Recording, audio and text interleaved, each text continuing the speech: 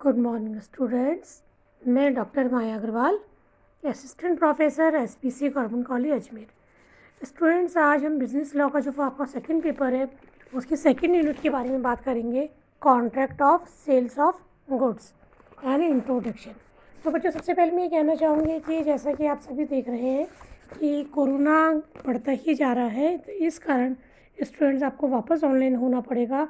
आपके लिए वापस से ऑनलाइन क्लासेस की शुरुआत की जा रही है। तो मैं ऑनलाइन मोड पर आपके लिए एक लेक्चर डाल रही हूँ, आप सभी ध्यान से सुनिएगा। तो आज हम स्टार्ट कर रहे हैं बिजनेस लॉ का जो पेपर है अपना, उसके second unit, contract of sales of goods.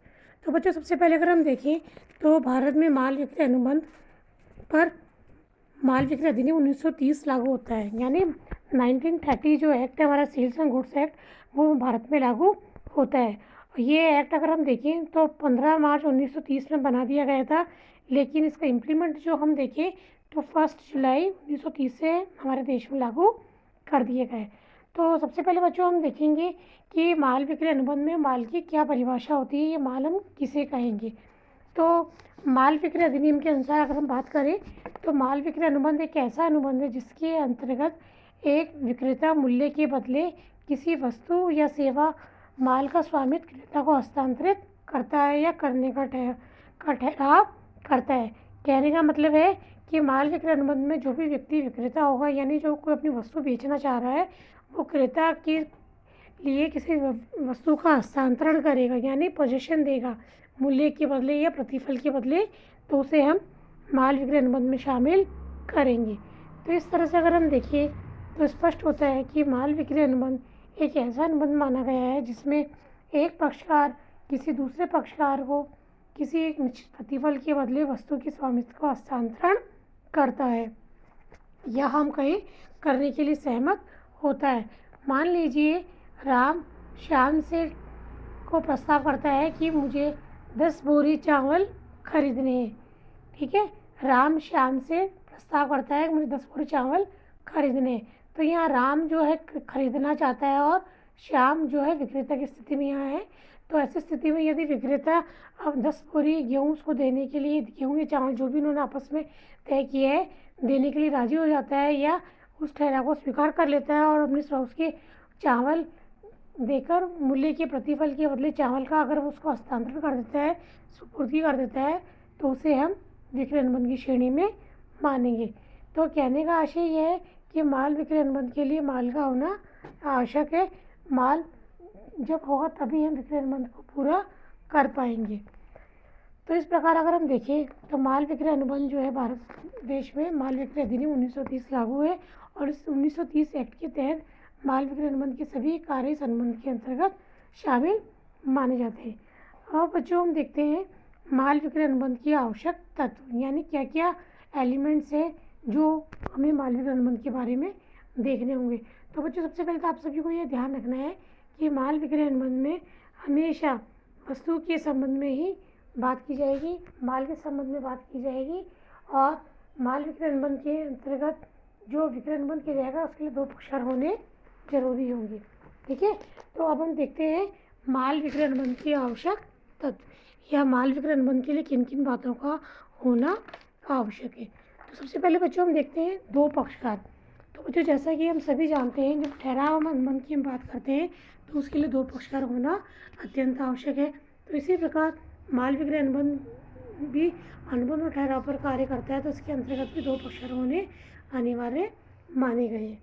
तो इसमें एक पक्षकार होगा क्रेता जो माल को खरीदेगा और दूसरा होगा विक्रेता जो वस्तु को विक्रय करेगा। तो इस प्रकार माल विक्रय अनुबंध में भी 2 पक्षकार पाए जाएंगे। दूसरी बात जो हमें ध्यान रखनी वो ये है माल जो है माल विक्रय अनुबंध की महत्वपूर्ण विषय वस्तु है बच्चों, क्योंकि माल विक्रय अनुबंध तब तक माल विक्रय अनुबंध के अंतर्गत तब तक कार्य नहीं कर पाएंगे जब तक कि हमारे पास माल नहीं होगा।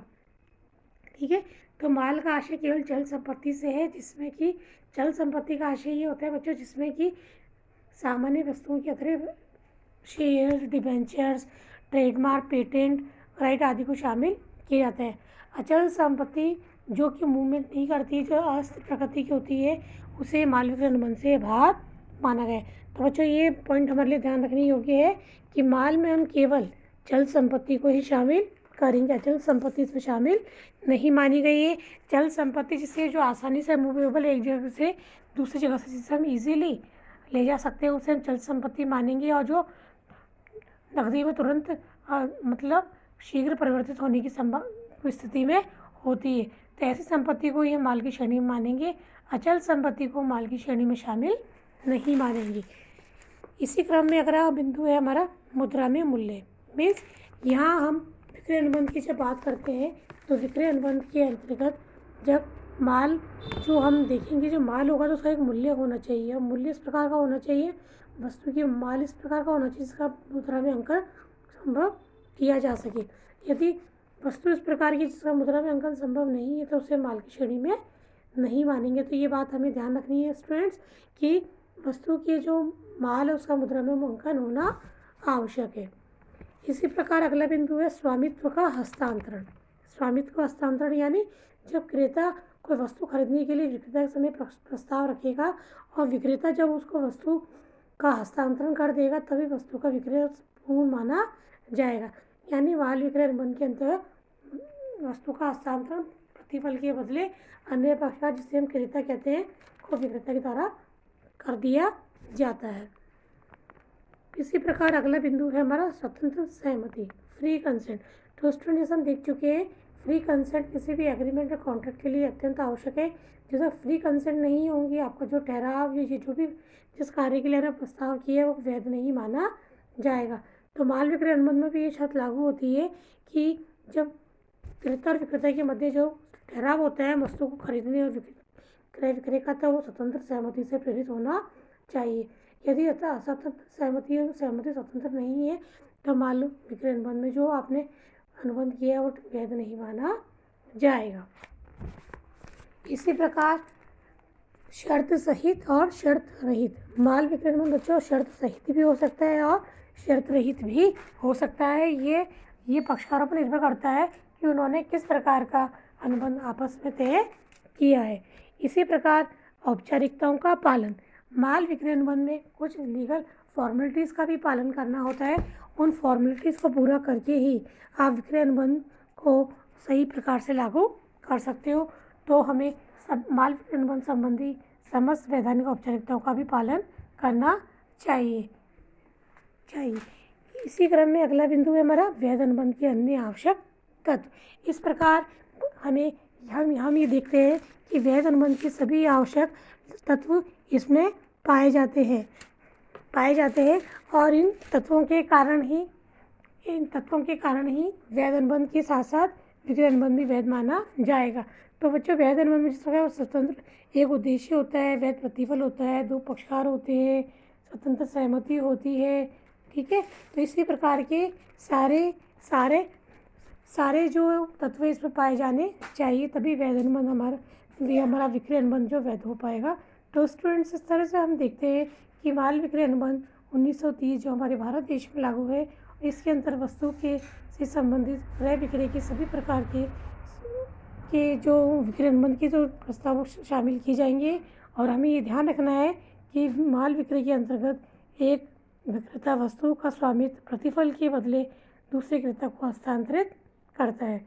तो इस प्रकार हमें लास्ट में हम ये कहना चाहूँगी, हमें ये ध्यान रखना है माल में केवल हम चल संपत्तियाँ ही शामिल करेंगे, अचल संपत्ति इसमें शामिल नहीं होंगी।